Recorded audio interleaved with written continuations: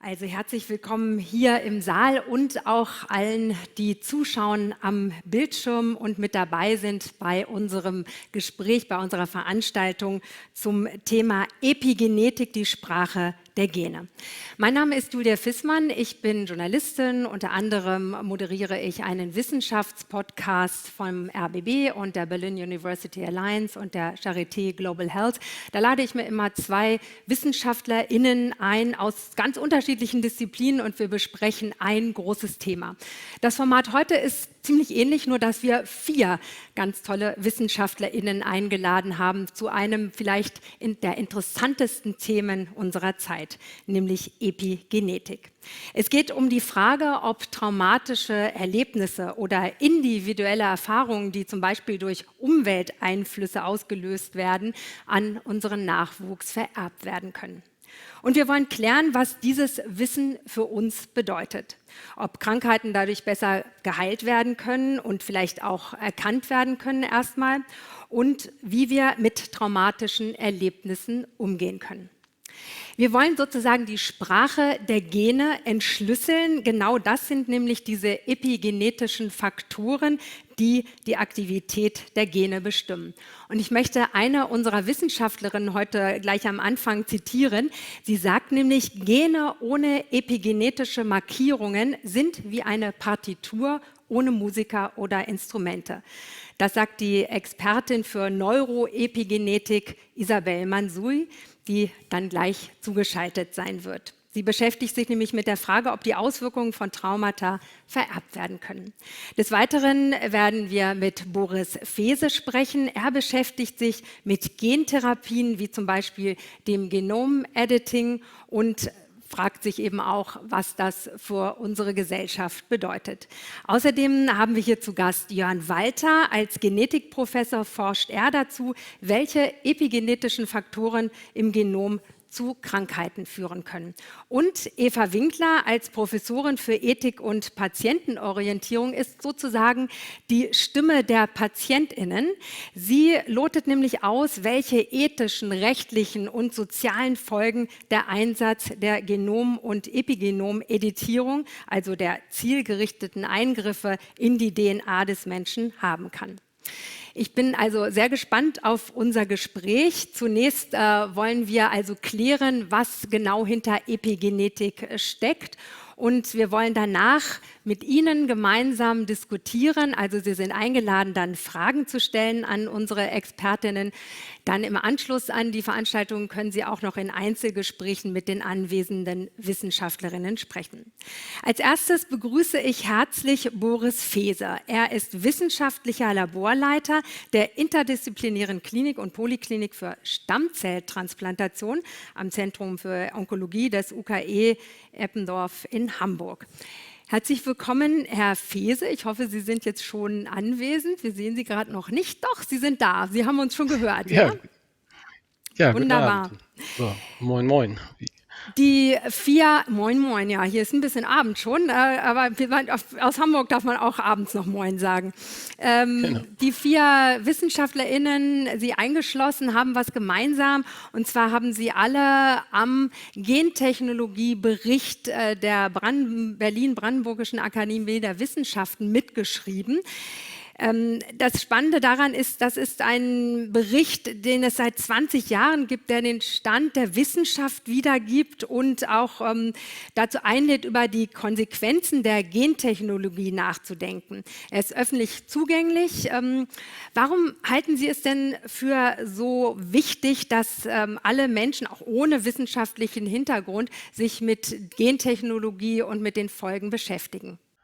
Ja, der Anfang, der ja, wie Sie schon sagten, 20 Jahre zurückgeht, war ja schon eine turbulente Zeit. Es ging schon Ende der 1990er Jahre die große Diskussion, was wird die Gentechnologie bedeuten. Gab viele Dystopien, viele Horrorvorstellungen und auf der anderen Seite auch extrem große Erwartungen von der Heilung sämtlicher Krankheiten mit der Gentherapie über die Rettung der Menschen vor Hunger, über grüne Gentechnik und die IAG, die Entwicklung versucht eben zu verfolgen und dann auch in einer verständlichen Sprache darzustellen, hat sich das Ziel gesetzt, das einzuordnen und sagen wir mal, sowohl die übertriebenen Erwartungen als auch vielleicht übertriebenen Ängste zum einen zu relativieren und zum anderen eben auch den Menschen die Möglichkeit zu geben, dadurch, dass sie ein besseres Wissen darüber haben, dann vielleicht auch wirklich mitreden zu können und dann sagen zu können, warum sie vielleicht vor manchen Sachen Angst haben oder vielleicht auch nicht haben müssen. Also diese Einordnung war von Anfang an, glaube ich, ein großes Ziel der IAG. Genau. IAG müssen wir vielleicht nochmal übersetzen. Das ist die interdisziplinäre Arbeitsgruppe Gentechnologiebericht, also von der Berlin-Brandenburgischen Akademie der Wissenschaften. Vielleicht nochmal zum Thema ganz konkret Epigenetik. Also ich habe das Gefühl, dass das Thema noch gar nicht so richtig angekommen ist, noch ein bisschen unbekannt ist. Dennoch gibt es viele Medienberichte. Ist die Diskussion da vielleicht schon fast weiter als die Forschung? Was ist da Ihr Eindruck? Ja, es ist tatsächlich ganz interessant. Es ist wesentlich weniger angekommen irgendwie in der öffentlichen Diskussion, hat man den Eindruck, obwohl, wie Sie schon sagen, durchaus im Feuilleton darüber diskutiert wird und viele Sachen, wie Sie auch schon in Ihrer ersten Ansprache sagten, das sind solche Sachen vererbbar, sind schwere Eindrücke, dann schreiben die sich fest im Genom, auch in der Vererbung irgendwo. Und diese Fragen sind eigentlich wissenschaftlich tatsächlich noch gar nicht wirklich geklärt. Können Sie sich vorstellen, Sie hatten das ja auch angedeutet, wie wichtig die Regulation ist. Unsere Zellen haben alle die gleiche Erbinformation. Das Genom ist identisch in einer Blutzelle, genau wie in einer Hirnzelle oder in einer Muskelzelle. Und das muss natürlich gesteuert werden in einem Maße, dass eben die Muskelzelle weiß, sie ist Muskelzelle und sie soll jetzt keine Neurotransmitter, also keine Informationen für Nerven ausstoßen und umgekehrt muss die Nervenzelle wissen, sie ist Nervenzelle. Und das wird über eben solche epigenetischen, also über der Erbinformation liegenden Mechanismen gesteuert. Das muss in gewissem Maße reversibel sein, denn in dem Moment, wo zum Beispiel ein neuer Mensch entsteht, wird das alles nochmal auf Null gestellt wieder, damit eben wieder Muskel- und Nervenzellen entstehen können zum Beispiel und nicht jetzt die Information nur für eine Zellart da ist. Und diese Steuerung ist dann eben wirklich essentiell für das Leben und kann, wenn sie schief geht, umgekehrt ganz auch dramatische Auswirkungen haben, wie für die Krebsentstehung zum Beispiel. Also da ist die Epigenetik tatsächlich unglaublich wichtig. Das hat auch die Wissenschaft erst in den letzten Jahrzehnten dann stärker realisiert und ist aber tatsächlich im Bewusstsein vielleicht noch nicht ganz so angekommen wie andere Sachen, die Genschere zum Beispiel, die ja doch wesentlich stärker auch in den Medien präsent ist. Dafür gab es ja auch einen Nobelpreis, also wahrscheinlich ist das einfach ein bisschen mehr in den Medien bisher gewesen. Vielen Dank, Herr Feser, nach Hamburg. Moin, moin. Und hier geht es direkt weiter auf der Bühne. Ich begrüße ganz herzlich Jörn Walter, Professor für Genetik an der Universität des Saarlandes. Sie forschen zur epigenetischen Kartierung von Genomen und dem Zusammenhang von Epigenetik mit der Entwicklung von Krankheiten.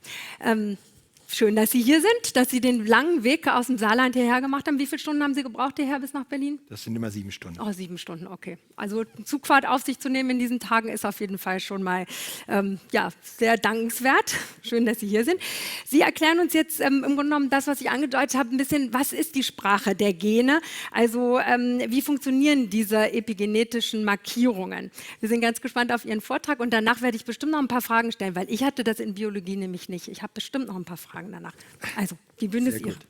Ja, ich begrüße Sie sehr herzlich. Ich freue mich, so viele interessierte Personen zu finden für dieses Thema Epigenetik, die Sprache der Gene.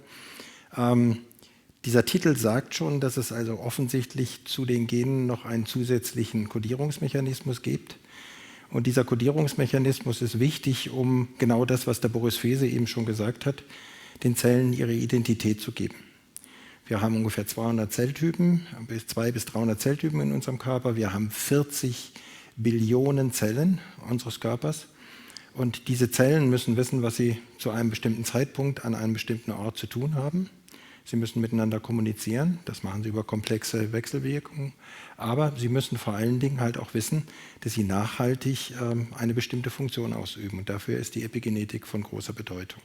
Die Epigenetik gründet sich auf biochemischen Prozessen. Das bedeutet, dass auf der DNA ganz bestimmte biochemische, kleine chemische Veränderungen stattfinden, gezielt an bestimmten Bausteinen in der DNA oder an Bausteinen, die wichtig sind für die Verpackung der DNA. Und diese Modifikationen, wie wir sie nennen, epigenetischen Modifikationen, die entsprechen einer bestimmten Grammatik, die sich dann ausdrückt in der Tatsache, dass Gene an- oder abgeschaltet sein können. Dieses Schwarz-Weiß-Denken ist in der Biologie allerdings nicht ganz so sauber, sondern wir haben immer Grau, wir haben immer Übergangszustände von ganz wenig bis ganz viel. Es geht also nicht immer nur ums An- und Abschalten, es geht auch manchmal um mehr und weniger. Und dieses Mehr und Weniger ist einmal dafür zuständig, dass die Zellen das richtig können. Und auf der anderen Seite ist es aber auch dafür zuständig, dass wir ein Gedächtnis haben. Ein Gedächtnis, dass zu einem bestimmten Zeitpunkt ein Programm festgelegt wird, was dann Tage, Monate, Jahre später ausgeführt werden kann. Und es ist gut für die Zellen, so eine Art Gedächtnisstruktur zu haben. Und was wir Ihnen heute bieten möchten mit unseren Kurzvorträgen, sind Einblicke in die Möglichkeiten, wie solche Steuerungen funktionieren können. Und ich werde Ihnen am Anfang jetzt 2 Beispiele zeigen. Frau Mansouri wird dann auf den Bereich des Traumata eingehen.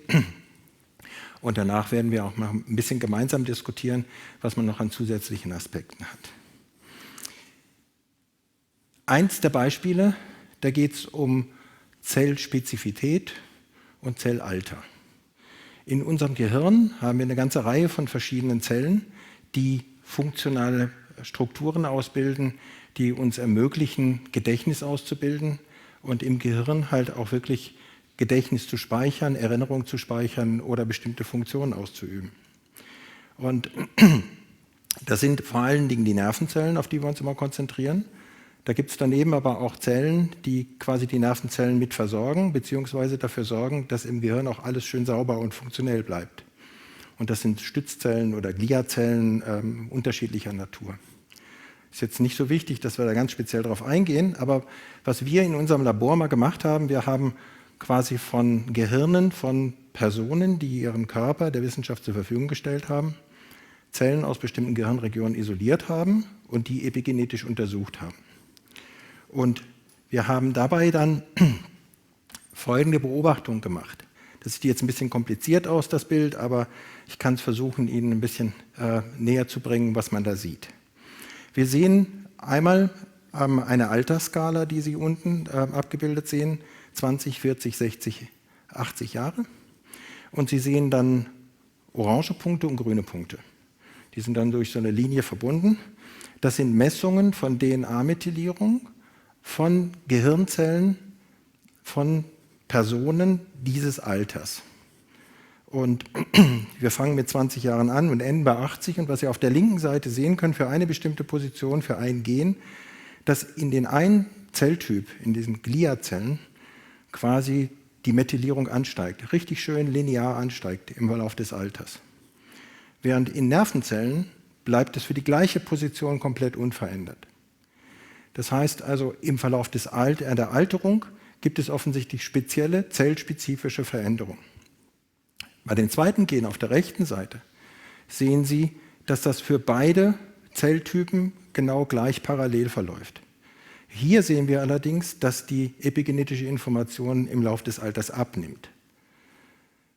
Was bedeutet das? Wir wissen es immer noch nicht genau, was wir aber wissen ist, dass wir über die Epigenetik, speziell über die DNA-Methylierung, das Alter nahezu im Bereich von 3 bis 5 Jahren sehr genau bestimmen können.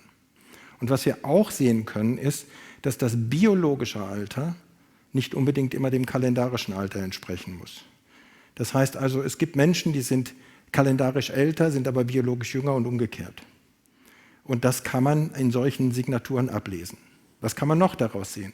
Wir können das in Genen identifizieren, von denen wir wissen, dass sie mit altersabhängigen neurodegenerativen Erkrankungen in Zusammenhang stehen.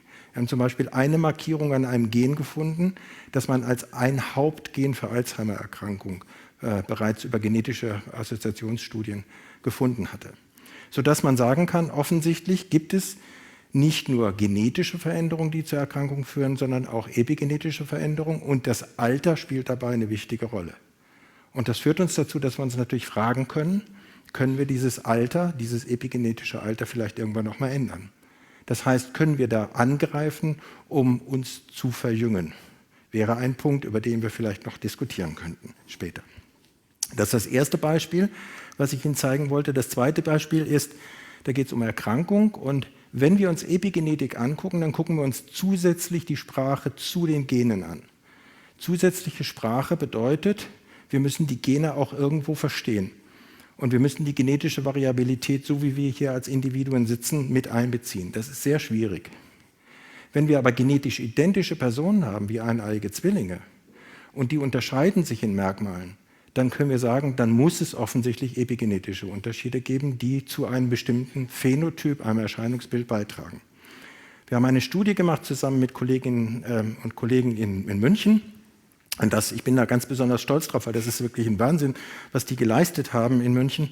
Die haben nämlich über einen Fernsehaufruf 53 Zwillingspaare erreicht aus ganz Deutschland, die sich haben untersuchen lassen, und wir haben Material gewinnen können. Und in diesem Material haben wir dann gesunde und erkrankte Zwillinge gehabt. Wir haben also sozusagen 2 Zwillinge gehabt, der eine hatte MS und der andere hat es nicht. Und wir haben dann im Blut die Methylierungsunterschiede gemessen, und in der Tat sehen wir Unterschiede, wenige, aber die machen Sinn, und die sind in Genen, die man vorher schon funktionell mit MS in Verbindung gebracht hat. Das heißt, offensichtlich gibt es da epigenetische Signaturen, die da eine Rolle spielen. Und mit diesen beiden Beispielen möchte ich Sie jetzt erstmal wieder zurücklassen. Jetzt kommt der nächste Vortrag von Frau Manzoui. Da geht es ja eher um Umwelt und Vererbung von epigenetischen Mechanismen, was heute das zentrale Thema ist. Vielleicht muss man irgendwie noch mal zu dem Krankheitsthema auch zurückkommen, weil das hat der Herr Feese ja auch angesprochen. Was passiert denn eigentlich im Genom bei Krankheiten, epigenetisch gesehen? Das ist sehr abhängig von den Erkrankungen. Also es gibt sehr viele Unterschiede. Es gibt eine Bandbreite von ganz wenigen Veränderungen bis ganz vielen Veränderungen. Also was man bei Krebs zum Beispiel beobachtet, es gibt Krebserkrankungen, die zeigen extreme epigenetische Veränderungen, und solche, die zeigen relativ wenige. Es gibt Krebserkrankungen, insbesondere im Gehirn, die im Wesentlichen auf epigenetische Veränderungen zurückzuführen sind, anscheinend, und weniger auf genetische, und andere, wo das Bild genau umgekehrt ist, viele genetische Veränderungen. Das heißt, wir sind in dem Prozess, das zu lernen, und ein ganz wichtiger Meilenstein dafür wird es sein, dass wir in Zukunft die Genome von Patienten mit bestimmten Erkrankungen sequenzieren werden. Und ich bin mir ziemlich sicher, in absehbarer Zeit wird man immer wieder auch das epigenetische Muster mit abgreifen, um zu vergleichen, was ist Genetik und was ist Epigenetik bei diesen Prozessen. Und sozusagen, wenn jetzt festgestellt wird, eine Krebserkrankung ist sozusagen auf epigenetische Faktoren zurückzuführen, kann es dann, ich möchte trotzdem noch mal diese Vererbungsfrage stellen, kann es dann sein, dass diese auch weiter vererbt werden? Weiter vererbt glaube ich nicht, aber sie bietet natürlich andere Angriffsmöglichkeiten. Die Genetik können Sie kaum revertieren. Sie können einfach nur die Krebszellen angreifen und können versuchen, sie gezielt zu treffen und zu töten, beziehungsweise den Selbsttötungsmechanismus anzuregen.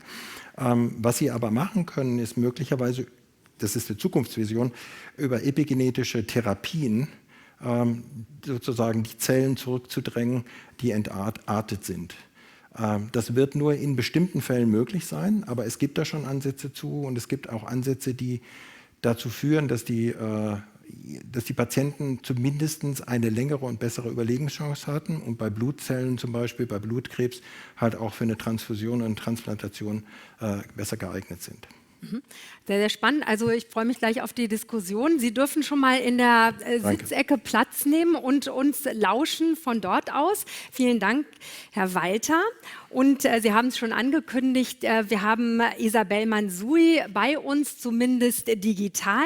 Sie ist Professorin für Neuroepigenetik an der ETH Zürich. Herzlich willkommen, Frau Manzoui. Guten Abend. Sie sind auch Mitglied der Europäischen Akademie der Wissenschaften, und Sie forschen zu den epigenetischen Grundlagen komplexer Gehirnfunktionen und zur Übertragung erworbener Verhaltensweisen über Generationen hinweg bei Säugetieren. Also Sie haben zusammen mit Ali Javaid einen Gentechnologiebericht über generationsübergreifende Auswirkungen von Traumata geschrieben und haben sich dort auch die Frage gestellt, welche Implikationen das für Individuen und Gesellschaften haben kann. Ich kann das sehr empfehlen, dieses Kapitel auf jeden Fall sich anzuschauen im Gentechnologiebericht. Und ich freue mich jetzt sehr, von Ihnen den Vortrag zu hören, und auch danach werde ich bestimmt noch ein paar Fragen haben, und Sie werden uns dann ja auch noch in der Diskussion zur Verfügung stehen. Vielen Dank, Frau Manzoui, die Bühne ist Ihre. Okay, gut, vielen Dank für die Einladung. Ich freue mich sehr, heute diesen Vortrag zu halten, über ein relativ neues Gebiet der Biologie. die epigenetische Vererbung und seine Mechanismen. Ich habe nur 7 Minuten, das ist ein bisschen schwer, aber ich versuche das Thema und das Konzept zu erklären. Wie Jörn schon gesagt hat, wir bestehen aus Milliarden von Zellen. Ich hatte ein paar Folien vorbereitet. Ich weiß nicht, ob Sie diese Folien sehen. Ja, okay, gut. Ja, wir bestehen aus Milliarden von Zellen und jede Zelle enthält unser genetisches Gepäck der DNA. Tatsächlich sind wir aber viel mehr als nur die DNA-Sequenz in unserem Genom.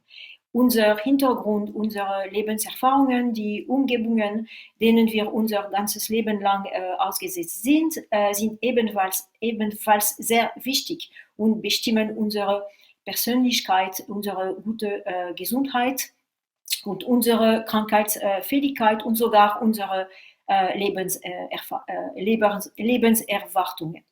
Sie können jede Zelle in unserem Körper beeinflussen, seien es Gehirnzellen, Herzzellen oder sogar reproduktive Zellen, Keimzellen. Es ist aber klar, dass das Angeborene, unsere Genome, über der DNA über Generation weitergegeben werden. Nun können wir uns die Frage, die Hypothese stellen, ob kann unser erworbenes Wissen oder unsere Erfahrungen auch weitergegeben werden. Was zum Beispiel eine Mutter oder ein Vater erlebte, wenn sie oder er einem Kindheitstrauma wie Missbrauch oder schlechte Ernährung ausgesetzt war, einem, das sich stark auf die Persönlichkeit, auf die Krankheitsfähigkeit auswirkte oder depressiv machte, können diese Veranlagungen an die Kinder und vielleicht auch Enkel weitergegeben werden. Diese Frage mag vielleicht ein wenig seltsam oder inkongruent erscheinen. Dann in normalen Denken lautet das Dogma in der Biologie, dass alles über die Gene, über die DNA weitergegeben wird. Nun, in der Biologie ist es jetzt zu einer akzeptierten Idee geworden, denn es gibt viele Eigenschaften, die wir erwerben oder Funktionsstörungen im Körper, Krankheiten, die auf die Umwelt zurückzuführen sind und von denen wir wissen, dass sie über Generationen übertragen werden. Es ist aber auch klar, dass Lebenserfahrungen den genetischen Code in keiner Weise verändern.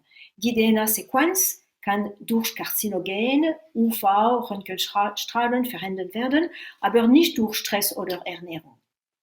Wenn wir also diese Hypothese akzeptieren, was sind dann die möglichen Mechanismen? Wir wissen bereits, dass für eine Übertragung über Generationen hinweg die Keimzellen, die reproduktiven Zellen betroffen sein müssen. Und epigenetische Faktoren existieren auch in reproduktive Zellen, in der Eizelle und im Spermien. Das war vor kurzer Zeit entdeckt. Das war früher nicht bekannt. Nun stellt sich die Frage, können epigenetische Faktoren durch die Umwelt oder durch unsere Lebenserfahrungen verändert werden in Keimzellen? Könnten sie für Verhaltensphänotyp wie Depressionen verantwortlich sein? Wenn ja, können sie eine Erinnerung an Lebenserfahrungen mit negativen oder positiven Auswirkungen bewahren, sodass sie an Kinder weitergegeben werden können. Um diese Hypothese zu prüfen, müssen experimentelle Labortiermodelle Labormodellen verwendet werden, dass es sehr kompliziert und sogar nicht möglich ist, diese Art von Hypothese am Menschen zu testen. Und die Labormaus ist aus mehreren Gründen ein sehr gutes Modell. In meinem Labor haben wir Mäuse verwendet, um die Rolle von epigenetischen Faktoren bei den Auswirkungen von Kindheitstraumata zu untersuchen. Wir haben ein Protokoll entwickelt, das eine tägliche und unvorhersehbare Stress an der Mutter und ihren Welpen enthält. Es ist also eine emotionelle und physische Manipulation, die die Gewalt und den Stress reproduziert, die Kinder bei einem Kindheitstrauma erleben können bei Menschen. Danach untersuchen wir die Auswirkungen auf das Verhalten, auf den Stoffwechsel und auf allgemeine Funktionen über mehrere Generationen hinweg. Wir haben beobachtet, dass Stress, Risikoverhalten, Stoffwechsel und Stoffwechsel induziert. So, nicht nur Verhaltensstörungen, aber auch körperliche Störungen. Die schweres Risikoverhalten manifestiert sich auch bei den Nachkommen und das über mehrere Generationen hinweg, bis zum 5. Generation. Dann die Frage ist, ob diese Übertragung mit Veränderungen der epigenetischen Faktoren einher. Ja, wir haben uns das bei Gameten, insbesondere bei Spermien, angeschaut. Und wir haben beobachtet, dass nicht kodierenden RNA, das sind andere epigenetische Faktoren, diese nicht kodierende RNA verändert sind in Spermien. Insofern, dass sie ziemlich erheblich im Überschuss vorhanden sind. Das war ein guter Hinweis darauf, dass epigenetische Faktoren durch Lebenserfahrungen modifiziert werden können. Aber es ist nicht der endgültige Beweis. Um wirklich zu beweisen, dass diese Faktoren für die Übertragung der Auswirkungen des Traumas von Vater auf die Kinder hinweg verantwortlich sind, müssen wir diese Veränderungen zu reproduzieren. Es ist möglich, eines RNA-Überschusses in einem Embryo in Mäuse zu reproduzieren. Zunächst würde RNA aus gestressten menschlichen Spermienzellen von Mäusen extrahiert und in Kontroll-Eizellen injiziert, die von Kontrollspermien befruchtet waren. Jetzt haben wir also einen zukünftigen Embryo von Mäuse, der völlig normal ist, aber es enthält aber jedoch die RNA aus gestressten menschlichen Spermien. Nach der Injektion nehmen wir die injizierte Eizellen, übertragen sie operativ in hormonelle vorbereitete Weibchen. Und die Tiere aus diesen injizierten Eiern zeigen das gleiche riskanten Verhaltens wie die gestressten Menschen, denen die RNA entnommen wurde und auch ihre Nachkommen. Dies ist ein Beweis, ein Direktbeweis dafür, dass RNA von Samenzellen ein Vektor für die Übertragung der Auswirkungen von Traumata ist. Was sind nun die Auswirkungen dieser Art von Forschung für die Menschheit und für die Medizin? In der Psychiatrie ist es bekannt, dass die Belastung durch Traumata wie Unfälle, Gewalt, Vernachlässigung oder physische oder sexuelle Missbrauch zu physischen Erkrankungen führen kann.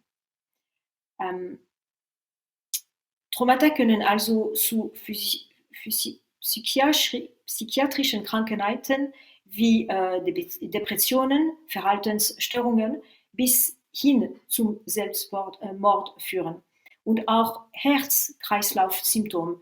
Und wir wissen, dass diese Krankheiten Familien betreffen. Und trotz Hunderten genetischer Studien sind das Gen für Depression oder andere psychiatrische Erkrankungen noch nicht gefunden worden. Das liegt daran, dass diese Krankheiten werden durch eine Kombination von genetischen, von den DNA und von epigenetischen Faktoren, die Umweltbedingungen, Faktoren verursacht. So, ich hoffe, dass das Konzept über epigenetische Vererbung für Sie klar gemacht hat. Und ja, das ist das Ende. Danke. Vielen Dank. Ja, vielen Dank, Frau Mansouri. Von allen Dingen in so kurzer Zeit so ein komplexes Thema nicht nur anzureißen, sondern wirklich sehr gut zu erklären. Das ist eine Kunst. Ich will gerne noch mal direkt auf die Studie eingehen mit den Mäusen, also der Stressgruppe. Die verhalten sich risikofreudiger und haben eben Stress. Und das hält bis zur 5. Generation an. Inwieweit ist denn dieses Studienergebnis übertragbar auf den Menschen?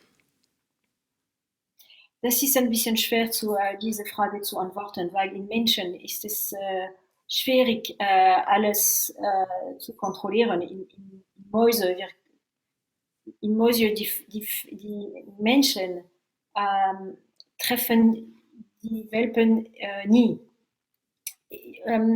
Könnte ich auf Englisch vielleicht antworten? Ja. Für mich wäre das viel einfacher. Yes, in mice we control everything.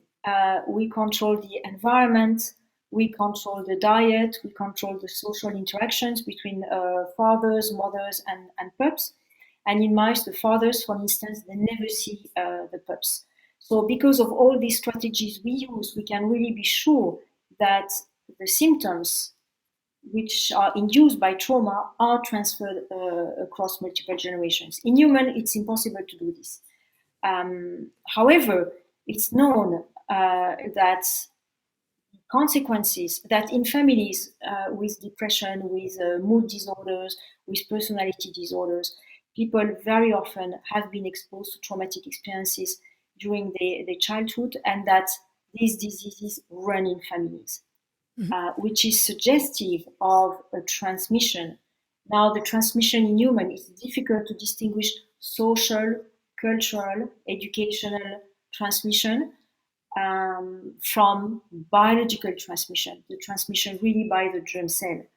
To do this, we would need to separate people or to use children who have been separated at birth, for instance, and check whether if both would have a trauma, would have symptoms that are linked to an experience by the father or the mother, then that could be an evidence. I have to translate a little bit, sorry.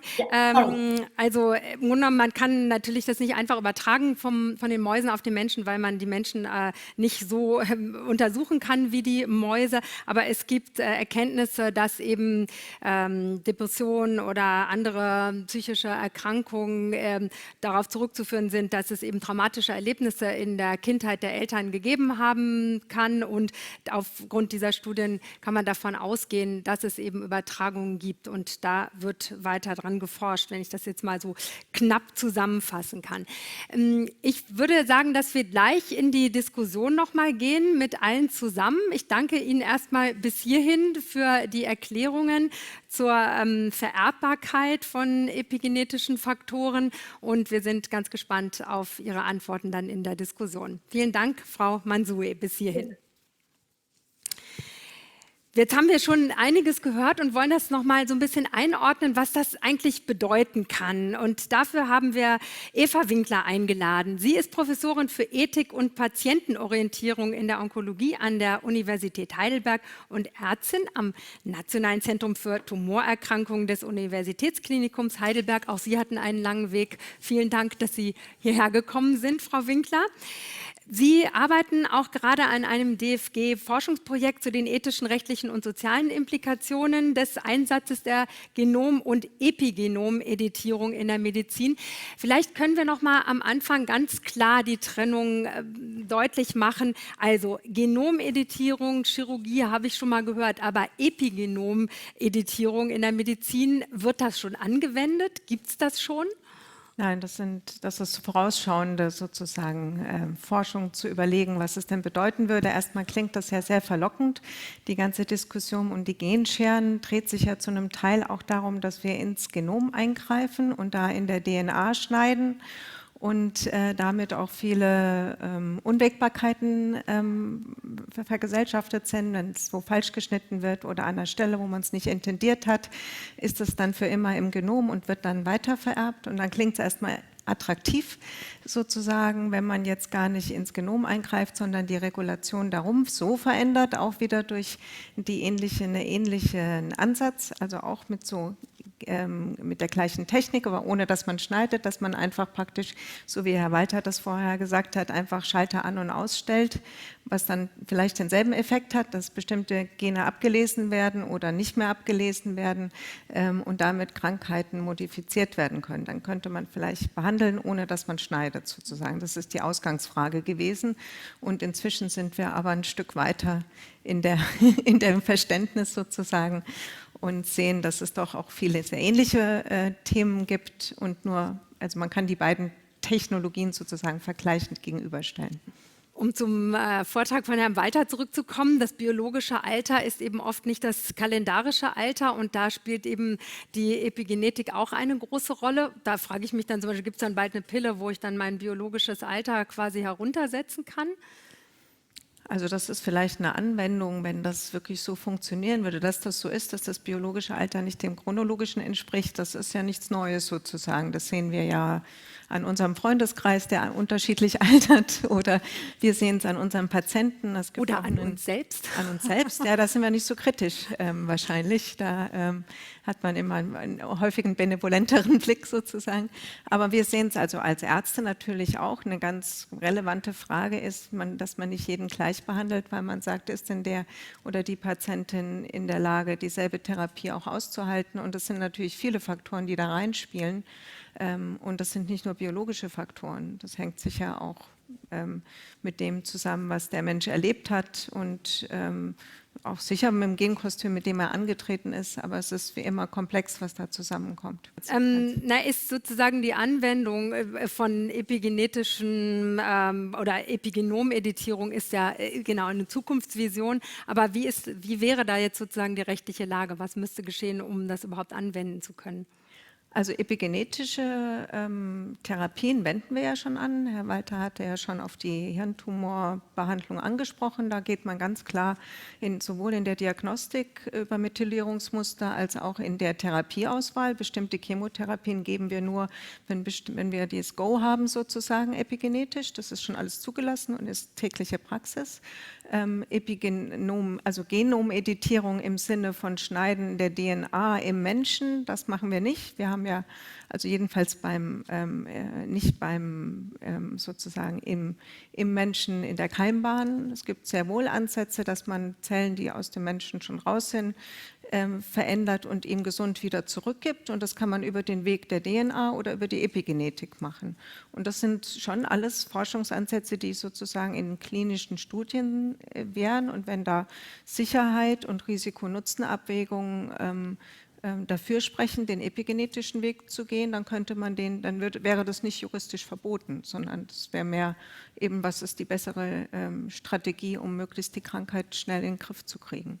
Was ist Ihre ethische Perspektive auf das Ganze? Also ich glaube, es wäre gut auch für die Diskussion wirklich nochmal zu unterscheiden, was sind Ansätze, die wirklich Therapien sind für Krankheiten, die wir gerade also die im Menschen einfach in einer Generation, also in einem Leben entstehen, ob das Krebs ist oder neurodegenerative Erkrankungen wie Parkinson oder ob das sozusagen die epigenetischen Modifikationen sozusagen korrigiert werden oder wir das heilen. Und ich denke, die Traumaforschung ist nochmal ein ganz anderes Thema in dem Moment, wo man sozusagen den Sprung über Generationen macht.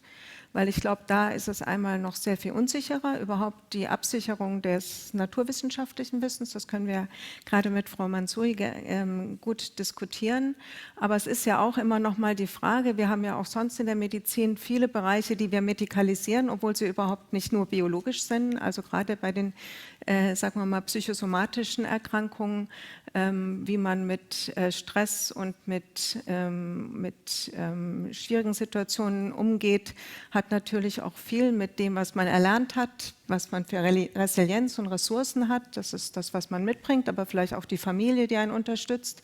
Das sehen wir bei der Diagnose Krebs ja sehr stark, dass es aufs Umfeld auch ankommt. Und da muss man, glaube ich, immer einen kritischen Schritt zurückgehen und fragen, was genau erzählt uns denn die Biologie jetzt Zusätzliches? Und wir springen immer sehr schnell und sehr gerne, gerade als Ärzte vielleicht, auch auf die biologische Erklärung.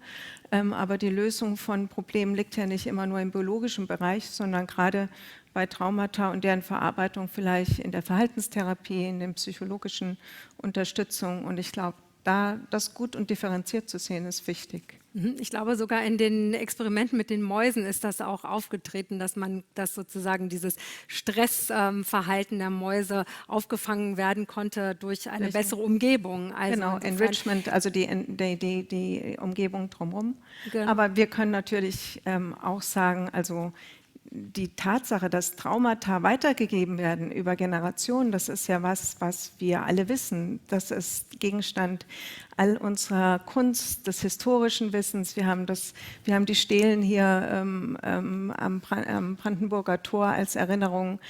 Das sind alles Rituale, wie traumatische Erfahrungen erzählt werden, in kollektives Gedächtnis übergehen. Und das ist natürlich über Generationen wird es erhalten. Und es sind die Geschichten, die wir uns gegenseitig erzählen, dass das jetzt von Eltern auf Kinder nochmal besonders intensiv ist auch naheliegend. Ich glaube, wir müssen nur überlegen, was bringt uns welche zusätzlichen Erkenntnisse bringt es uns, wenn wir das auch im Epigenom oder im Genom sehen und was sind die Konsequenzen, die man daraus zieht. Aber dafür sind wir ja heute Abend hier. Genau, aber wenn man jetzt zum Beispiel auch nochmal zu solchen heftigen traumatischen Erfahrungen zurückgeht, es gibt, glaube ich, eine Studie aus dem Zweiten Weltkrieg, da geht es um Menschen, die eben unter Hunger gelitten haben und dann Kinder bekommen haben und diese Kinder haben dann wiederum an Fettleibigkeit und Diabetes gelitten.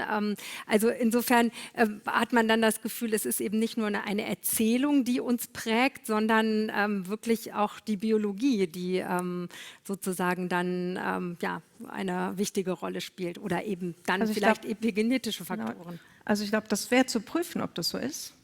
Denn also wir haben für unser Forschungsprojekt, ich bin selbst ja keine Molekularbiologin und kann da nur auf das zurückgreifen, was mir die Experten sagen. Viele Experten befragt aus der Epigenomforschung und epigenetischen Forschung und haben eigentlich relativ einheitliche Aussagen darüber bekommen, dass die methodisch nicht gut sind, die Studien, und dass sie nie reproduziert wurden und dass man daraus eigentlich keine Schlüsse ziehen kann.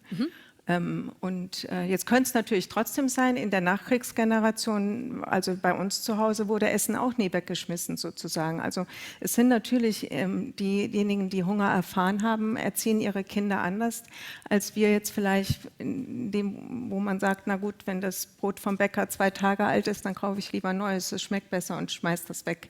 Also das ist jetzt vielleicht ein bisschen lapidar, aber trotzdem ist es immer noch mal gut zu fragen, was genau. Also erstens ist es naturwissenschaftlich wirklich schon Evidenz und meines Wissens gibt es keine gute Evidenz, dass das für Menschen wirklich zutrifft. Aber da das ist jenseits sozusagen meines eigenen Forschungsbereiches, nur da muss ja die Ethik ansetzen. Und mein Gefühl ist, dass die ethische Debatte um Epigenetik und Vererbung, auch Lifestyle-Faktoren, die wir dann vielleicht an die Kinder weitergeben, das ist sowas, wo man ja eigentlich gute Argumente hat, dass man nicht rauchen und trinken und sowas in der Schwangerschaft soll, die für sich stehen. Aber wenn jetzt nochmal die Epigenetik dazu käme, dann ist es vielleicht noch mal ein Argument mehr, wenn es dann auch noch an die Enkelkinder weitergeht, es noch mal weniger zu tun. Es ist irgendwie attraktiv, aber wir müssen, glaube ich, da wirklich schauen, ist das auch wirklich abgesichert, bevor wir uns als Ethiker auf auf etwas stürzen, was eigentlich plausibel ist, auch ohne dass man es biologisch schon erklärt hat sozusagen. Vor allen Dingen, weil das ja auch sehr gefährlich sein kann, wenn man dann so einen Druck erzeugt, ne? Also in dem Moment, wo ganz klar ist, wo die Folge von bestimmten Verhalten eben ja, ganz deutlich wird. Ja, ist ja nicht erstaunlich, dass unser Verhalten sich auch irgendwo im Epigenom und im Genom abbildet sozusagen. Aber wir reagieren irgendwie immer noch als Gesellschaft anders, wenn wir sagen, mach was nicht, weil das nicht gut ist für dich oder deine Kinder. Oder wenn es das Genom auch noch verändert. Und da haben wir irgendwie so in den Köpfen, glaube ich, einen sehr starken, hohen Stellenwert.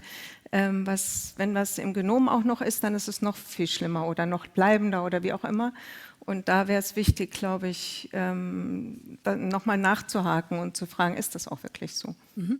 Aber Sie sehen das eher als Chance und nicht als eine große Gefahr sozusagen. Ja, ich glaube, wir müssen den Diskurs eben genauso wie jetzt sehr differenziert führen. Und jetzt sind wir Ethiker ja immer nicht Fachleute in den Naturwissenschaften und deshalb müssen wir sehr genau nachfragen, was genau ist denn jetzt schon abgesicherte Evidenz, bevor wir sagen, naja, das klingt ja wie eine super spannende ethische Frage. Ist das dann jetzt die Verantwortung der Mutter, wenn auch noch das Enkelkind dann irgendeinen Schaden hat? Hätte sie sich nicht anders verhalten können und mit dem Rauchen aufhören oder wie auch immer?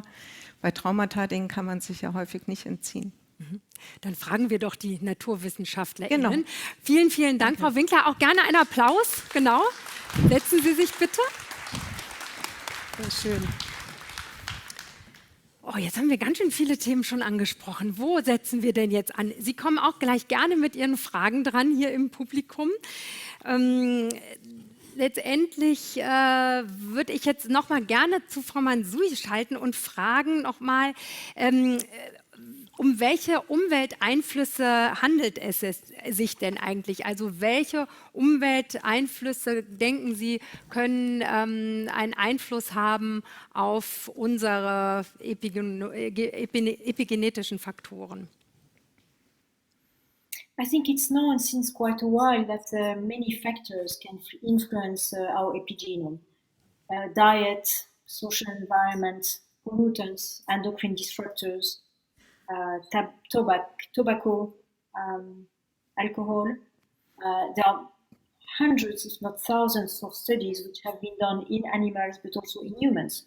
After a certain treatment or exposure, blood, for instance, it is extracted, or even saliva in some cases, and epigenetic factors are examined in these biological samples, and it's now really proven that there are many epigenetic factors which are changed, modified by depending on what we eat, whether we are exposed to endocrine disruptors and so on. So the evidence, I think, is very solid today.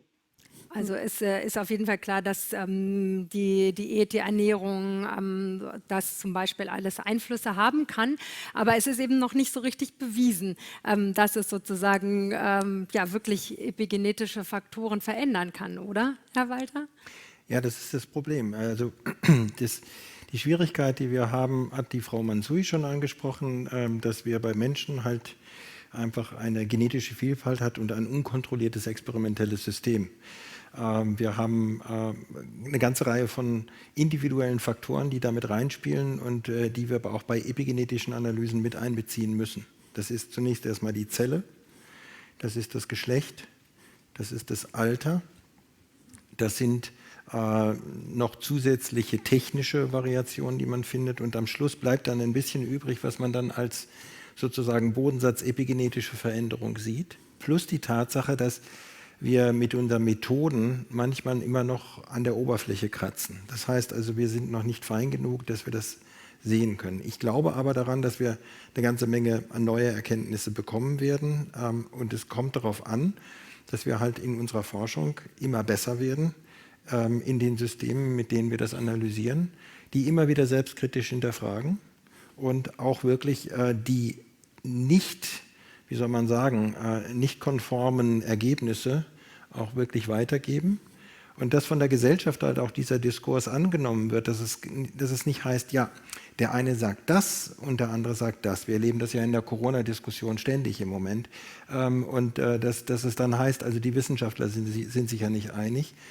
Das ist gerade hierbei ein ganz wichtiger Punkt, dass man halt auch kontrovers miteinander diskutiert. Und das nicht bedeutet, dass man sich gegenseitig diskreditiert, sondern dass man versucht, miteinander in den Diskurs zu treten. Und dass Sie transparent eben klar machen, es gibt noch keine Evidenzen, aber Sie haben eine Ahnung und forschen in eine bestimmte Richtung. Jetzt bleiben wir vielleicht mal bei dem Thema Krankheiten. Für welche Krankheiten findet da die Forschung Anwendung? Also Sie haben schon MS jetzt gerade angesprochen, Alzheimer, welcher Krebs auch. Genau, was sind da so die Also Sie haben Krankheiten? ein ganz breites Spektrum. Vor allen Dingen konzentrierte sich natürlich die Epigenetikforschung konzentriert sich auf Krebserkrankungen, weil da die Unterschiede am transparentesten sind, am besten zu erforschen. Bei den vor allen Dingen multifaktoriellen Erkrankungen ist es sehr, sehr viel schwieriger, die epigenetischen Ursachen dingbar zu machen, weil man, wie es schon sagt, multifaktoriell ist und weil man möglicherweise auch nicht an die Zellen kommt, in denen sich die Krankheit manifestiert und dementsprechend halt auch dann den Nachweis nicht bringen kann. Denn die meisten Studien, die wir machen können heutzutage, sind, dass wir entweder Blut nehmen oder Speichel. Und mit Blut und Speichel kann man nur bedingt Korrelationen finden zu dem, was man sich in Epigenetik anguckt, weil Epigenetik ist sehr zellspezifisch. Das ist ein ganz großes Problem, was wir haben. Okay. Frau Winkler, also Sie haben gerade angesprochen, man muss den Diskurs öffnen und muss sozusagen nicht die eine Lösung finden, also Medikamente, die jetzt sozusagen aus der Epigenetikforschung hervorgehen, sondern das große Ganze vielleicht auch sehen. Was fürchten Sie, was passieren könnte, wenn man das sozusagen eng lässt, diese Epigenetikforschung und die Diskussion darüber? Nein, ich finde die gar nicht zu eng. Ich finde nur, mein Punkt war nur, man müsste nochmal unterscheiden zwischen den Therapieansätzen für Krankheiten von Menschen, die gerade sozusagen in ihrem Lebensverlauf krank werden. Ich glaube, da unterscheidet sich die Diskussion aus ethischer Sicht nicht sehr stark von allen anderen technologischen Ansätzen, die wir haben. Also das ist immer eine Abwägung von Risiken gegenüber Schadenspotenzial und wie sicher die Technologie ist. Zu dem anderen Forschungsgebiet, was sehr spannend ist, hatten wir ja auch schon ein bisschen drüber gesprochen, nämlich die Weitergabe sozusagen an nächste Generationen, weil da ist mir noch nicht ganz, also das ist vom Verständnis und vom Erkenntnisgewinn spannend, aber da wäre mir die Anwendungsseite aus jetzt medizinischer Sicht noch nicht so ganz klar. Die kann sich ja dann noch im Nachhinein anschließen, aber zunächst mal geht es ja um das Verständnis, wie Traumata auch abgebildet werden praktisch in dem Menschen selbst und dann in seinem praktisch direkt in den Nachkommen, also Eltern zu Kindern. Da haben wir ja vieles, was wir wissen, auch schon rein aus der Psychologie und Verhaltenstherapie, dass das direkte Weitergaben sind, dass sich das auch, also so ein bisschen Henne-Ei-Thema, ne? Also dass sich das auch im Genom abbildet oder im Epigenom, fände ich jetzt gar nicht erstaunlich. Die Frage, die aber anders gelagert ist, was bedeutet das? Also was hat es für Implikationen, wenn es mehr ist, wenn es mit mehr Anspruch daherkommt, als zu sagen, das ist eben hier, schaut mal, das ist das, was ihr erlebt mit euren Kindern und hier ist das biologische Korrelat dazu. Denn wenn es jetzt, also ich glaube, da geht es wirklich um die Worte. Wenn wir sagen, was meinen wir damit Vererbung? Ist es eine Weitergabe von Erfahrungswissen oder von unbewusste Weitergabe von Erfahrungswissen, so wie wir das von Eltern zu Kindern dauernd machen, nicht nur gute Dinge weitergeben, sondern auch Stress weitergeben und so weiter? Oder ist das was, weil es biologisch ist, wirkt, ohne dass wir uns dazu verhalten können? Und das Oder vielleicht eine Mischung aus beiden. Da würde mich Frau Mansouis Meinung vielleicht auch nochmal zu interessieren. Vielleicht auch nochmal die konkrete Frage, inwieweit glauben Sie, dass man auch traumatische Erlebnisse oder die Auswirkungen von traumatischen Erlebnissen, kann man die vielleicht auch loswerden, bevor man sie dann eben quasi weitervererbt? Also ist das nicht vielleicht auch gut, wenn das Wissen da ist, dass es also in den epigenetischen Faktoren zu finden ist, dass ich dann vielleicht dagegen angehe? Yes, I think one should distinguish knowledge from things which are carried in germ cells. Because we are not talking about the transmission of knowledge. Knowledge is in the brain, right? Here, what we are talking about is transmission of things which are in germ cells. And in germ cells, there is a DNA, but there are also epigenetic factors which regulate genes, which ultimately will control behavior. I don't know if you want to translate in between. I've actually difficulties to translate, to be honest. Vielleicht können Sie mir auch noch mal helfen, Herr Walter. Also Ich glaube, Frau Mansouri hat gesagt, dass wir unterscheiden müssen zwischen Wissen und dem, was sie als Transmission bezeichnet hat. Wissen ist was wir über Gehirn oder über Sprache, wie auch immer, weitergeben. Und was sie meint, ist, dass es wirklich eine Weitergabe ist über die praktisch Keimzellen, also Spermien und Eizelle. Und dass dort sie redet von dieser biologischen Transmission. Das ist das Spannende, finde ich, wenn wir in die Diskussion gehen, denn dann, was heißt das dann? Heißt das dann, dass jemand, der das dann in sein weitergegeben bekommen hat, ist der dann traumatisiert? Oder hat er einfach einen Biomarker, der zeigt, aha, die Eltern haben was erlebt, was sie weitergegeben haben? Also ist der irgendwie anders als jemand anderes? Das ist, glaube ich, die Frage. Was folgt daraus? Genau, was folgt daraus? Und kann es sein, dass daraus sich vielleicht eine psychische Erkrankung oder so ergibt? Aber es kann auch sein, dass so es durch die Hintertür biologisch. Genau. Aber also nochmal darauf zurückzukommen, Frau Mansouri, Sie sagen ja, dass es halt quasi molekulare Mechanismen gibt, die über die Spermien zum Beispiel weitergegeben werden. Das heißt also Faktoren wie RNAs, die da eine Rolle spielen. Und die würden sich natürlich nicht auf Wissen auswirken, aber zum Beispiel auf Stressresilienz.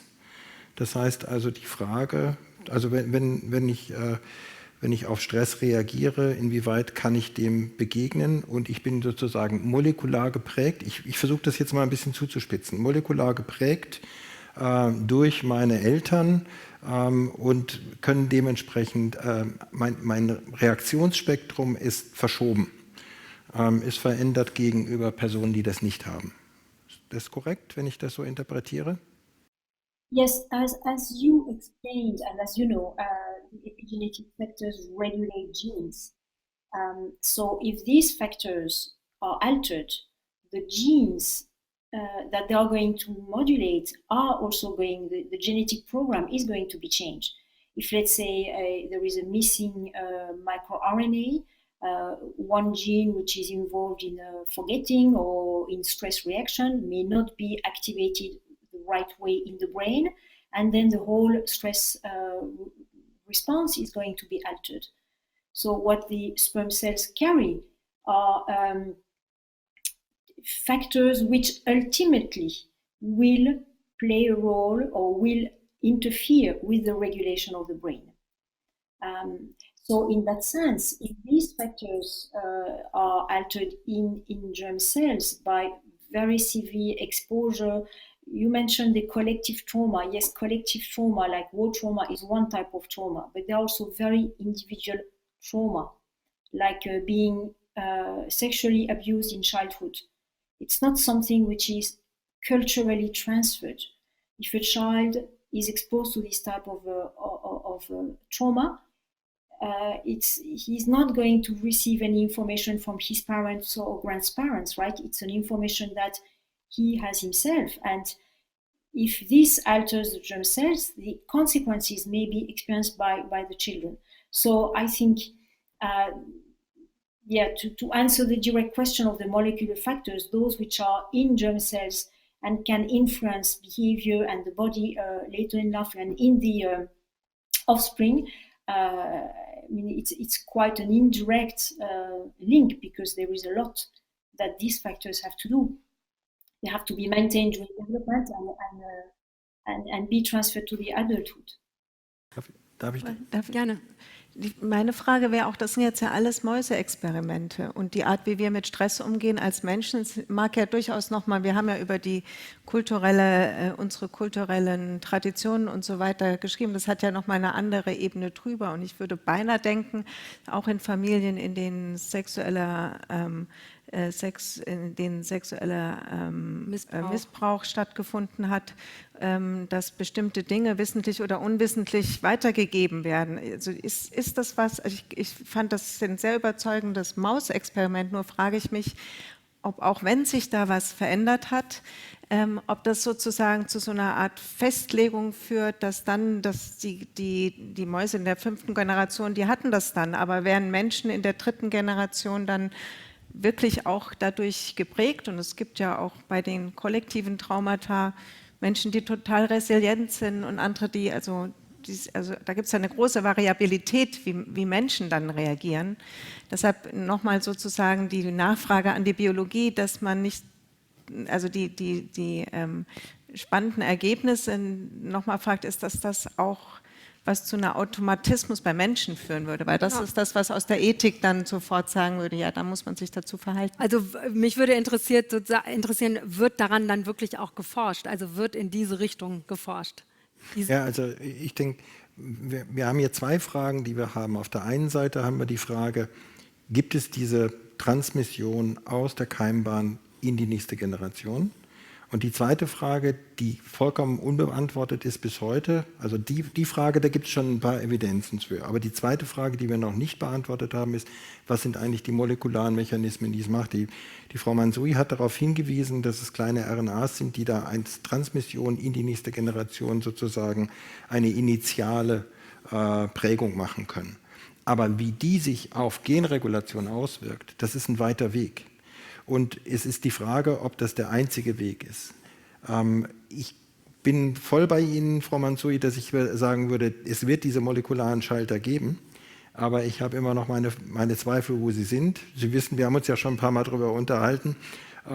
Wir haben selber daran geforscht, dass wir gesehen haben, dass eine bestimmte Form von epigenetischen Schaltern direkt nach der Fertilisation verändert wird. Und zwar so, dass es eine Art Reset gibt. Das hat der Herr Feser am Anfang ja auch irgendwie ganz deutlich gesagt. Genau. Und dieser Reset ist offensichtlich sehr, sehr wichtig. Selbst wenn wir die Faktoren jetzt wegnehmen, die den Reset richtig machen, also der Reset nicht richtig ist, sehen wir trotzdem keine besonders großen Auswirkungen. Also da muss irgendetwas sein, was wir bisher noch nicht verstanden haben, was von den Keimzellen bis in das Erwachsenenalter eine molekulare Information transmittiert. Ich glaube, Frau Mansouri, das würden Sie voll unterschreiben, wenn ich das so sage, ja? Yes, it's probably a succession of factors, you know, like development. Development is, there are multiple steps, and gene transcription program, they are activated in a series. You know, gene starts to be expressed, and then it's another set of gene, and then another set of genes. And here it's exactly the same thing. It's factors in germ cells, sperm oocytes, which can be modified by exposure, whether trauma, whether endocrine disruptors, whether high-fat diet. There are multiple factors. RNA, not just small RNA, but long RNA as well, RNA, DNA methylation, histone modifications. There are probably other epigenetic factors, factors which do not involve the DNA sequence, which are altered, and then they add together or independently to modify the program, gene regulation program. Also dass es multiple Faktoren sind. Genau, viele Faktoren, RNA auch, das hier auch eine Rolle spielt. Ich würde gerne gleich mal die Fragen auch noch aus dem Publikum nehmen, aber gerne können Sie... Ich wollte nur noch mal nachfragen, dass Faktoren verändert sind, ist ja noch weder gut noch schlecht. Es kann ja einfach abbilden, was passiert ist. Gibt es da schon erste Erkenntnisse, ob es auch sozusagen so protektive Faktoren dann sind? Man sagt ja so evolutionär, würde man ja denken, vielleicht gibt es ja auch was Gutes, was die nächste und übernächste Generation... Genau, zum Beispiel, dass der Corona-Impfstoff, dass sich das dann direkt weitergeben könnte irgendwie. Also ist doch mRNA. Immunität. Ja. Immunität, genau. Ja, Sie spielen ein bisschen darauf an, auf was ich... mit der Frau Mansouri habe ich das noch nicht beredet, aber mit Frau Winkler. Wir beobachten zusammen mit Kollegen, dass man zum Beispiel so eine Art angeborene Immunität offensichtlich nach einer Challenge, also das heißt, wenn eine Infektion durchgemacht wurde in der Maus, in einem Modellsystem, in die nächste Generation vererben kann. Das heißt also, die nächste Generation reagiert auf die Infektion schneller, besser, und das wird über Spermien übertragen. Ob und was der Übertragungsmechanismus ist, das ist genau das Problem. Das wissen wir nicht ganz genau. Wir sehen Korrelationen, aber wir wissen noch nicht, was der Mechanismus ist. Und es gibt auch Kollegen und Kolleginnen, die das durchaus bezweifeln würden. Da geht wieder der Wettstreit los. Also da gibt es einfach Dogmen, die man durchbricht, die bisher so existieren, dass das nicht so sein darf. Und da wird sich noch so ein bisschen was bewegen in beide Richtungen. Gut. Und Sie sind offen für diese Bewegung? Ich bin offen für die Bewegung. Ich war auch lange Zeit sehr skeptisch. Wir haben uns lange darüber unterhalten, was die transgenerationellen Effekte angeht. Ich bin da mittlerweile etwas unskeptischer geworden, aber ich habe immer noch meine Probleme, den Mechanismus zu verstehen. Mhm. Gerne können Sie jetzt Fragen hier im Saal stellen. Da vorne sind rechts und links, oder vorne ist gut, da hinten sind Mikrofone, da können Sie gerne hingehen. Lassen Sie bitte Ihre Maske auf. Gerne, gehen Sie bitte zu den Mikrofonen da hinten, hinter Ihnen. Und dann können wir Sie nämlich wunderbar hören, auch wenn Sie die Maske aufhaben. Herzlichen Dank. Ich möchte gerne auf die Diskussion zurückkommen. Sie haben diese Ernährung, Epigenetik, Diabetes und Übergewicht. Ja, aus der Kriegsgeneration, diese Studie. Und das bezieht sich ja wahrscheinlich auf den Hungerwinter 1944, als in Holland fürchterliche Hungersnot herrschte und die Deutschen auch noch die Nahrungsmittel blockierten, die nach Holland reingehen sollten. Und die Frauen, die dann Kinder bekommen haben, deren Kinder waren ja dann also signifikant, so habe ich es gelesen, übergewichtig und signifikant diabetisch. Das ist doch weiterhin noch signifikant. Und die Frage, die ich daran anknüpfend habe, ist weiter untersucht worden, ob die Kinder von den übergewichtigen und diabetischen Nachkommen, ob die dann auch diabetisch signifikant höher waren und übergewichtig. Das war ja gerade Ihre Kritik, als ich das angesprochen habe, dass es eben nicht reproduziert worden ist, diese Studie. Aber wissen Sie da mehr drüber? Also in der übernächsten Generation bin ich mir ziemlich sicher, dass man da keine epigenetischen Unterschiede, zumindest auf DNA-Methylierungsebene gefunden hat, die mich überzeugt hätten bisher. Aber vielleicht kann Frau Mansouri dazu noch mal was sagen. Man hat die Generation... To directly answer the question, the second generation, I think there was the people directly exposed, the children and the grandchildren. And the grandchildren still show cardiovascular alterations, diabetes, and increased mortality. And people have started only recently to look at epigenetic factors. But of course, in the initial people, it's not possible anymore. But these type of results have also been reproduced in another cohort, not linked to war, but a cohort in Sweden, where depending on what the ancestors had as diet, the health and the physiology and metabolic functions of the descendants was modified. Also, I would like to...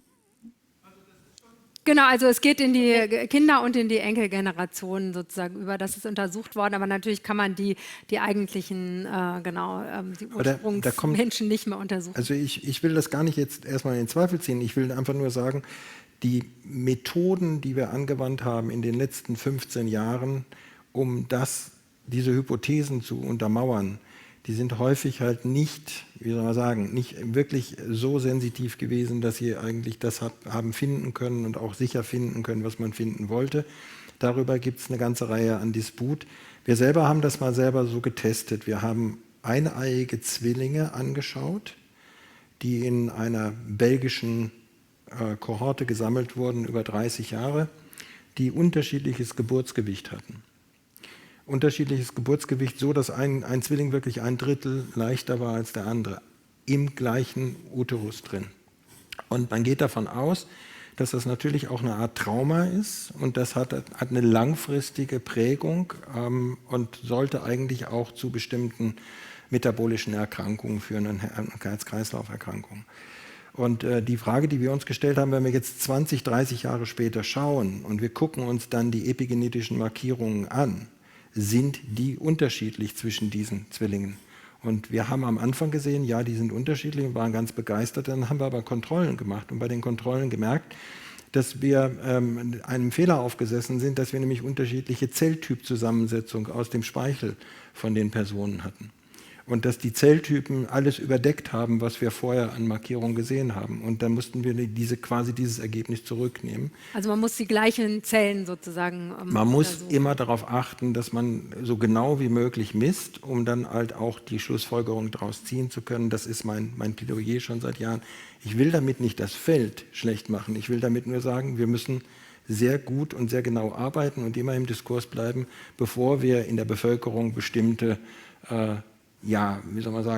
Schlussfolgerungen auch wirklich versuchen reinzubringen. Und das haben Sie am Anfang in der Anmoderation ja auch gesagt, die Epigenetik ist überall in aller Munde. Das Time Magazine hat mal aufgemacht mit the DNA is not your destiny. Da hat man schon gesehen, dass die Menschen darauf sehr anspringen. Natürlich, geht uns ja alle sehr an und es ist ja auch sehr, sehr interessant. Ja. Aber das ist ja genau die Gefahr jetzt auch, wenn man diesen Hunger, also das wird immer zitiert, die dänische Hungerstudie, das ist ja genau so ein Destiny wieder, ne? Da kann man sich noch so gesund ernähren und ein glücklicher Mensch sein, weil die Urgroßeltern damals eben in dem Land gelebt haben, hat man dieses Päckchen zu tragen. Und bevor man das wirklich transportiert, muss man sich sicher sein, dass da wirklich irgendwas an Bestimmung weitergeht oder ob es nicht einfach eine Markierung ist, klar, dass die im Genom irgendwie ihre Kerbe hat, aber es nicht bestimmt, wie der Mensch, wie der jetzt gewichtsmäßig oder wie sehr er sich dazu verhalten kann. Also ich glaube, wir müssen vorsichtig sein mit jeder Form von Schlussfolgerungen, die eine Verantwortungszuschreibung oder eine Vorherbestimmung eines Lebens bedeutet. Denn man kann sich ja fragen, ja, das sind spannende Ergebnisse, aber was heißt das denn? Also was außer dass es nicht nur schrecklich war, was die Deutschen gemacht haben und es ein schlimmer Winter war und dass die Bevölkerung darunter gelitten hat, was alle wissen und was historisch tradiert wird und was sicher über viele Generationen erzählt wird, was darüber hinaus lernen wir denn jetzt für die Enkelgeneration? Was sollen die daraus jetzt zusätzlich, wenn es heißt, das könnte auch noch in euren Genen sein? Was sollen die damit anfangen mit dem Wissen? Und ich glaube, darüber müssen wir uns unterhalten. Genau. Dass wir das nicht zu hoch aufhängen oder dass wir nicht sagen, ja, im Grunde, ich kenne so viele Patienten, die kommen und sagen, ich habe es halt mit den Drüsen und deshalb ist das Übergewicht gerechtfertigt, so ungefähr. Also, nur weil es was irgendwo im Körper gibt, auf das man sich zurückziehen kann, kann auch was Entlastendes haben natürlich. Aber irgendwie hat in dem Moment, wo auch was biologisch gefunden wird, hat das nochmal eine andere Durchschlagskraft, als wenn wir nur sagen, naja, das ist ja klar, deine Großmutter hat das erlebt und das habt ihr in der Familie, das hat die ganze Familie geprägt. Da sagen wir, naja gut, das hat halt die Familie geprägt. Also ich meine, wir argumentieren auf zwei Ebenen. Der Punkt ist klar, ja, auf jeden Fall. Da gibt es noch eine Frage, sehr gerne. Ja, es gibt ja die Gentechnologie und es gibt ein Gentechnologiegesetz und es gibt die Stammzellen, es gibt ein Stammzellgesetz, es gibt die Epigenetik, gibt es demnächst ein Epigenetikgesetz und wie gefährlich ist das eigentlich alles? Ja, finde ich fast eine Frage an Frau Winkler. Habe ich ja eben so ähnlich auch schon gefragt. Aber nehmen Sie an, wird ein Epigenetikgesetz geben müssen? Also das wäre an Herrn Walter, die potenziellen, also was sind irgendwie Worst-Case-Szenarien sozusagen, was man da mit falsch machen kann. Mein Gefühl ist, dass das Hauptrisiko der Epigenetik-Debatte ist, dass wir wieder in so einen Gendeterminismus verfallen, wie wir es beim Genom am Anfang waren, wo wir dachten, wir sind durch die Gene bestimmt und dass wir jetzt, eigentlich ist die Epigenetik ja eine Gegenbewegung gewesen, die erstmal gesagt hat, ja ein Glück, ist es doch die Umwelt und die zeigt sich eben in den Regulationsmechanismen und deshalb können wir doch vieles gestalten und sind nicht unserem Genom einfach ausgeliefert, dass wir jetzt nicht sagen, nur weil es da Regulationsmechanismen gibt, die das abbilden, ist doch wieder alles irgendwie vorherbestimmt. Und das kann man, glaube ich, durch Gesetz nicht verhindern, sondern nur durch Diskussion, so wie wir es heute Abend machen.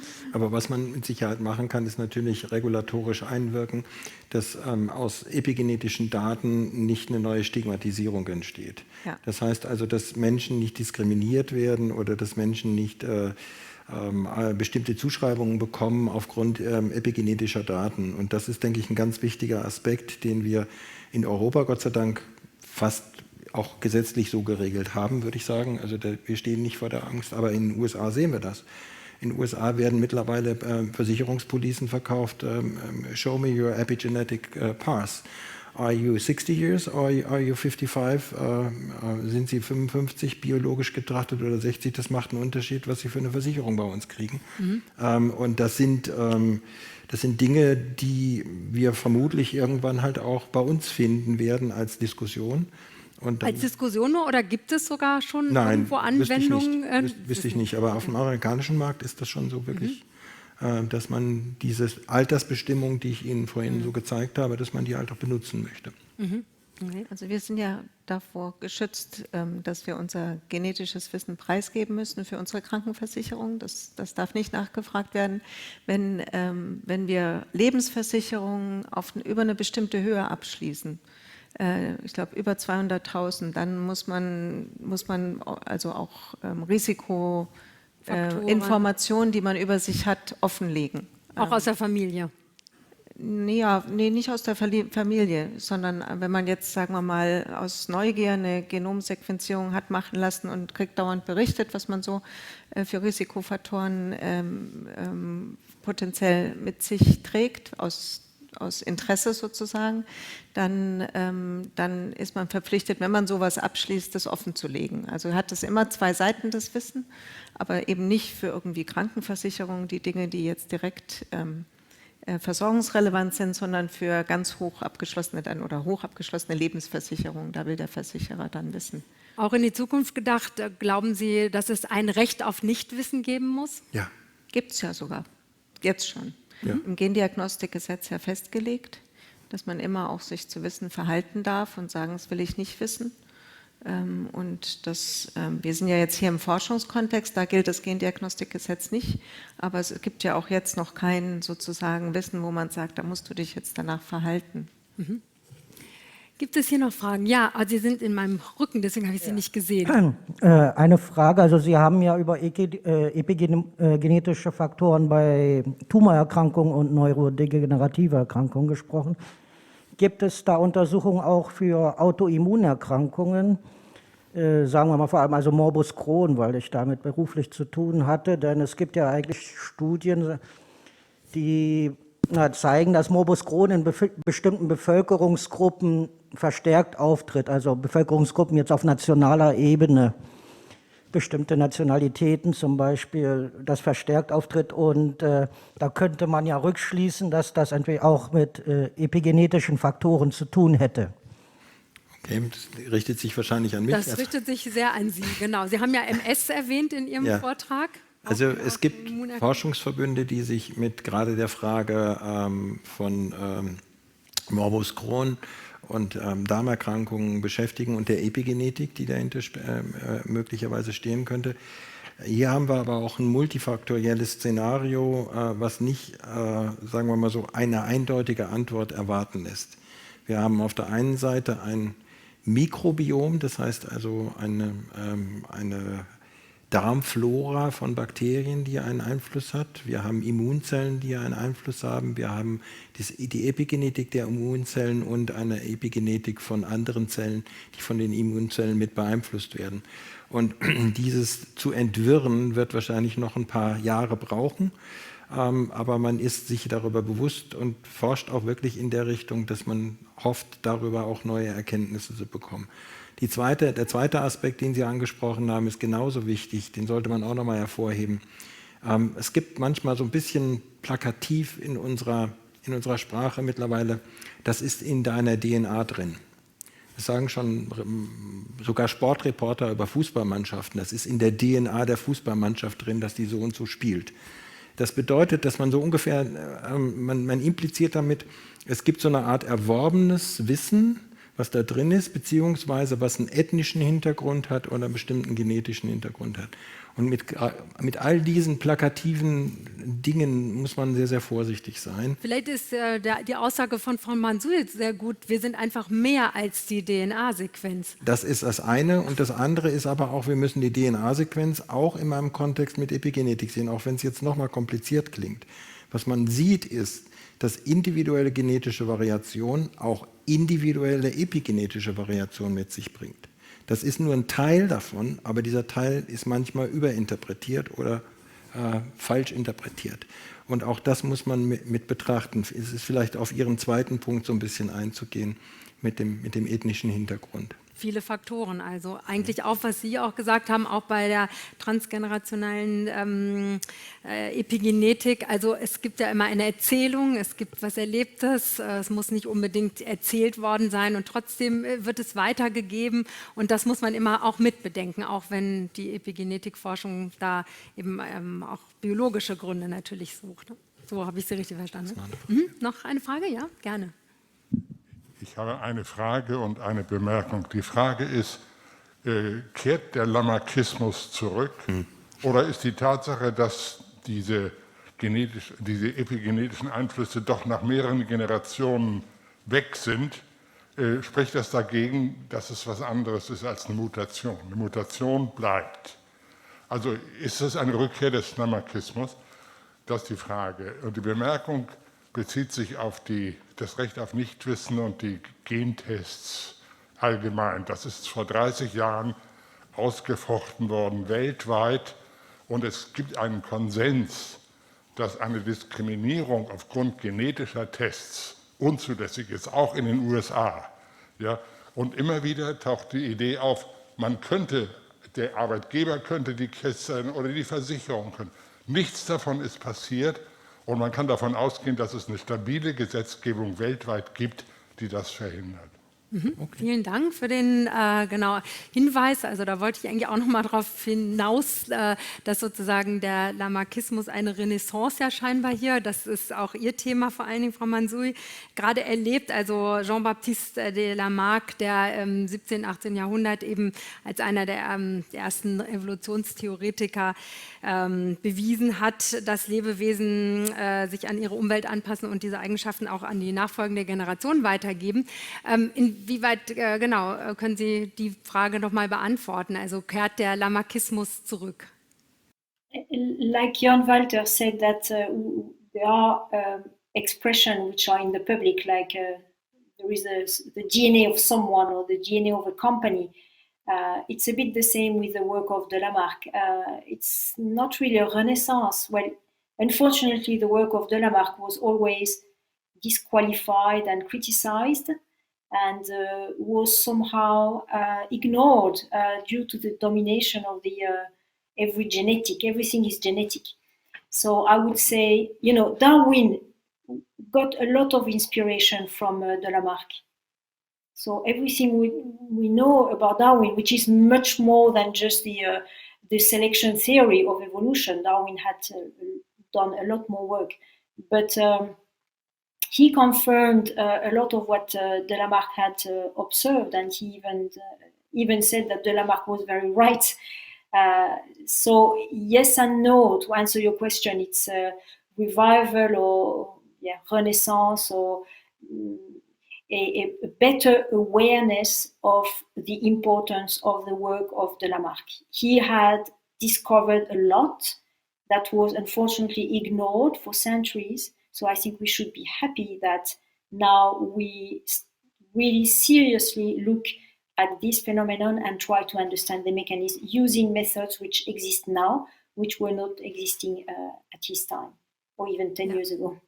Very much, danke. Also es geht nicht um eine Renaissance, sondern darum, dass das Bewusstsein von Lamarck irgendwie auch mit den Methoden, mit den technischen und medizinischen Methoden von heute nochmal zurückgeholt wird und dass wir ihn wertschätzen und das, was er geleistet hat.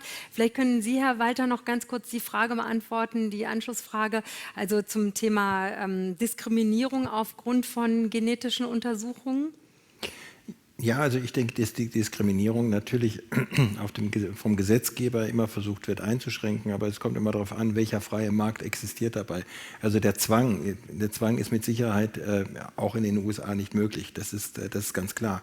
Aber es gibt eine andere Freiheit, da was zu machen. Wir sind in einer Arbeitsgruppe zusammen mit anderen Ethikern.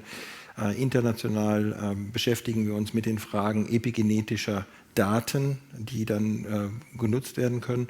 Und da sind Studien zugemacht worden, da sind Dinge möglich heutzutage oder werden propagiert, die wir bei uns so noch nicht sehen. Und die werden mit Sicherheit irgendwann auch zu uns rüberkommen. Diese Diskussion wird kommen. Vielleicht noch einmal zurück zu der Lamarck-Geschichte. Ganz kurz, ich finde das ganz toll, was Frau Mansouri gesagt hat, weil ich denke auch, Herr Lamarck wird zu Unrecht immer diskreditiert und auch in die Ecke gestellt, in der er gar nicht stehen sollte. Weil er war auch ein Genetiker, also er ist nicht ein Epigenetiker par excellence gewesen. Er hat nur Begriffe der Adaptation, also der Anpassung halt auch ein bisschen mit ins Spiel gebracht. Und gerade im Bereich der Pflanzen, wo wir auch Epigenetik sehen, ist die Frage der Anpassung vermutlich eins der Ebenen, auf denen Epigenetik eine ganz wesentliche Rolle spielt. Denn Pflanzen sind standortgebunden und wenn sich ihre Umwelt verändert, müssen sie sich an diese veränderte Umwelt anpassen können. Und in dem genetischen Programm ist eine gewisse Anpassungsmöglichkeit sozusagen mit einprogrammiert. Und die wird epigenetisch mit ausbalanciert und das sieht man. Und insofern gibt es das. Man kann das also nicht einfach nur verteufeln. Man muss sich halt immer nur fragen, was sind die Effekte. Ne? Also scheinbar hat Darwin das ja sogar auch dann wenn ich mich den ganzen Tag recke, werde ich meinem Sohn, meinem nächsten Kind nicht einen ganz langen Hals vererben. Das ist Quatsch. Also das ist so. Genau. Wir kommen leider schon zum Schluss. Ich würde ganz gerne noch mal so ganz kurz einen Ausblick haben. Frau Winkler, was denken Sie, sind denn die Chancen von der Epigenetikforschung für die Zukunft? Ja, es gibt große Chancen in der ganz nochmal besseren Behandlung von Erkrankungen. Das sehe ich eigentlich also nochmal ein ganz großes Feld. Wir sind ja jetzt gerade so in dem Immuntherapie, jedenfalls in der Krebsbehandlung, so, das ist die letzte große Innovation sozusagen gewesen, wo wir deutlich bessere Therapien für eine ganze Reihe von Patienten mit speziellen Krebserkrankungen haben. Wir schauen bei jedem unserer Patienten oder bei vielen Patienten auch das Genom an und das ist jetzt nochmal ein zusätzliches Wissen, wie man da angreifen kann und tatsächlich Erkrankungen vielleicht in der frühen Phase, wo sie entstehen, zurückdrehen kann oder wirklich den Ausbruch verhindern. Da sehe ich eigentlich die größte, also das finde ich am spannendsten und am begeisterndsten. Was ist die größte Herausforderung auch von Ihrer Seite?